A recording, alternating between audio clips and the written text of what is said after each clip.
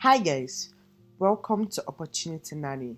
Please, if you have been watching us and you have not subscribed, make sure you hit that subscribe button, like this video, and to our new subscribers, please, if you are interested in this channel, hit that subscribe button, turn on the bell icon notification so that you'll be notified whenever I post the video, and also share to as many people as you think would be interested in this video. Now you can comment where you are watching from below in the comment section so that I can interact with you guys.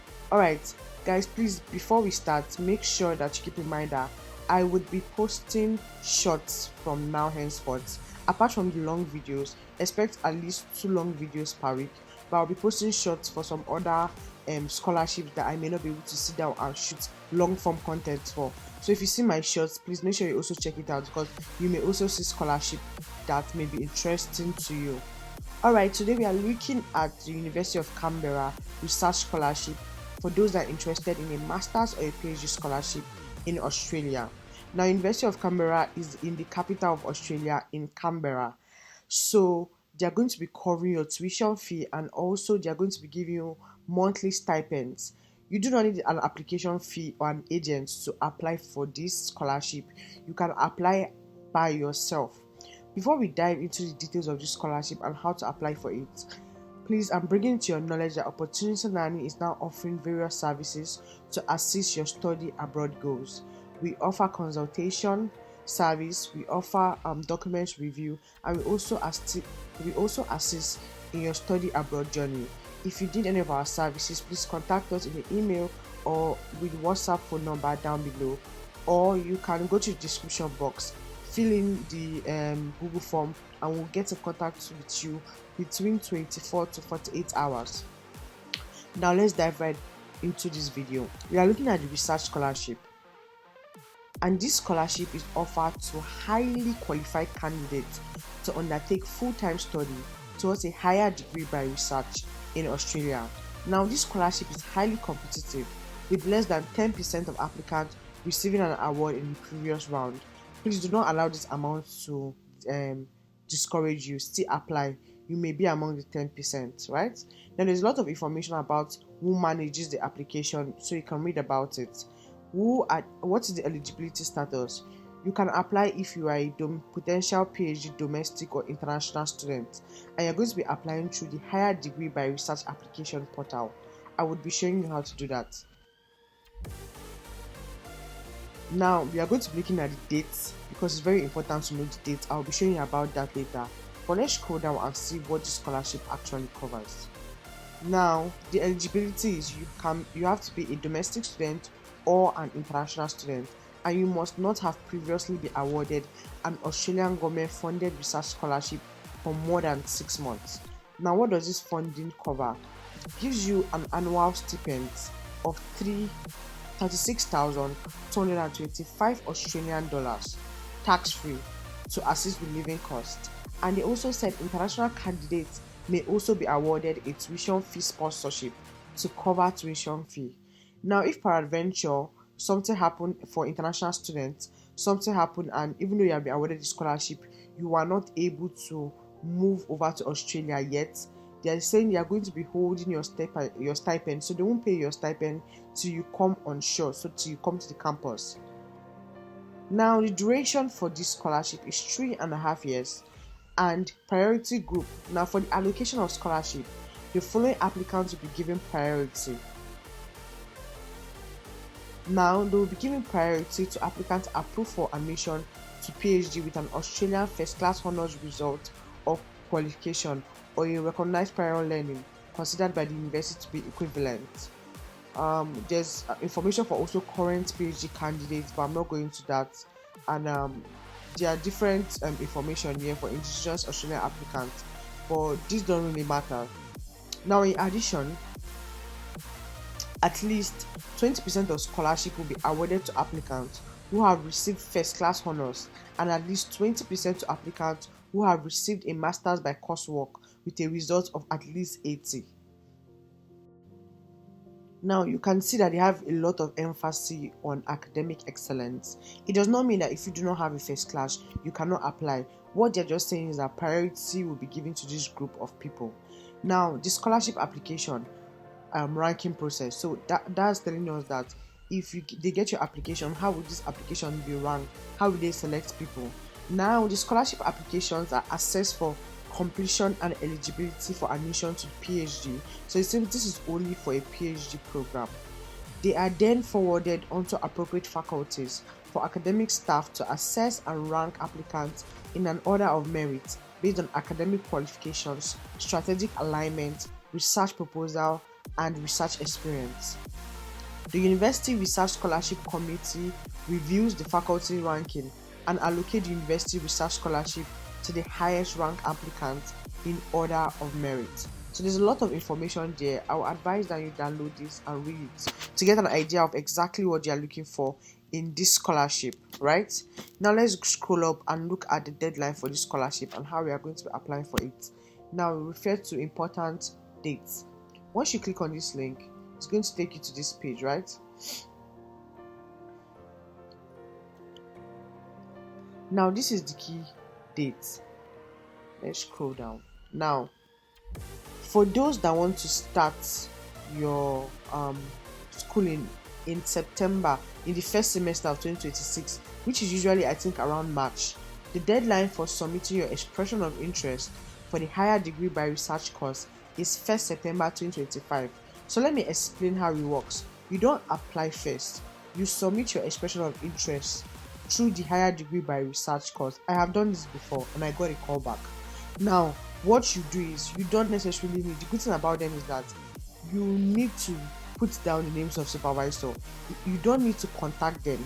So what you can do is that you can look at their profile. I'm going to be showing you how to do that. You can look at their profile. If this person, the person's area of research is what you are interested in, you can suggest those two people's name as who you want to be your potential supervisor. Now when you submit your expression of interest, they are going to be sending it to them first. If they agree to supervise you, very good. They will now say that your expression of interest is successful. But if they refuse to supervise you, they may send it out to other members of the faculty. And if nobody chooses to supervise you, then they may send it as they may not accept your expression of interest. Although it is advisable that you get in contact first with the supervisor to be sure they are going to supervise you. But I've seen that a lot of people struggle a lot with getting supervisors to get back to them. That was why I tried just putting the name of the supervisor there, and two of them agreed to supervise me because I was able to align my research proposal with their research topics. So you can try that if you are not getting feedback from them. Now the deadline for submitting your expression of interest is 1st September 2025. So you have a few weeks to submit this. I will be uploading this video as soon as possible so that people can submit this. Now the early offers released, there's information for that. For the semester first, for semester 1 2026, research application deadline is 30th September 2025. So what that means is that after you have applied for your expression of interest and they have gotten back to you that you are successful, you have to then further go and apply for your course of study. So after you have your expression of interest has been approved, you will now apply for your PhD. That's the higher degree by research course. This is for applicants that intend to apply for the HGR scholarship. Your deadline is 30th September 2025, right? You can also see that deadline to submit application for higher degree by research scholarship is also 30th September 2025. So what happens is that after you have submitted your expression of interest, when you are submitting it, there's a place where you indicate interest to apply for the HGR scholarship. Now, if your expression of interest is successful, there's a place where when you're applying for your course, they will give you an opportunity to also apply for your higher degree by research scholarship. So you make sure you do that by 1st October 2025, right? Alright, so when we are done with the deadline, let's move to the next thing. And now that is finding a supervisor. So what you're going to do, you have to come to this research application. They just show you how to apply. Now, I already told you about the expression of interest, submitting an expression of interest through the portal. The expression of interest will include type of research and field of interest. So what that typically means is that you have to have like a research template, not necessarily a research proposal. The research topic and just a summary of the research. Do you understand? Now, I already told you that you have to make sure that you check the supervisors and try to align your work with supervisors, because you are going to be writing the names of the supervisors you would like to work with. I already showed you how to do that. So now let's go and look at how do we identify supervisors. Once you click on this link, it's going to take you to this page. Now on this page, you can see find a supervisor for your research. Then there are different faculties that you can find supervisor for. I'm going to be using faculty of business and government. Yeah, I'll try and find supervisor there. Let me go back up. So let's say the Canberra Business School. Let's click on it. Once you open that, you go to our people, right? So you can tell our people is divided into business school, executive, law school, school of government. So like this business school, you can see the name of this professor. You can click on his profile, right?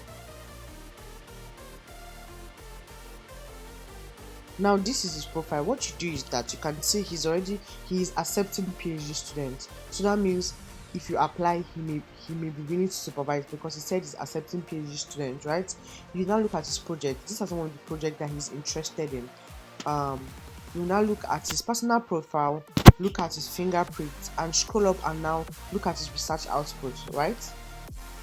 These are ways that you can make your application stand out from other people, so that you don't just submit a generic application.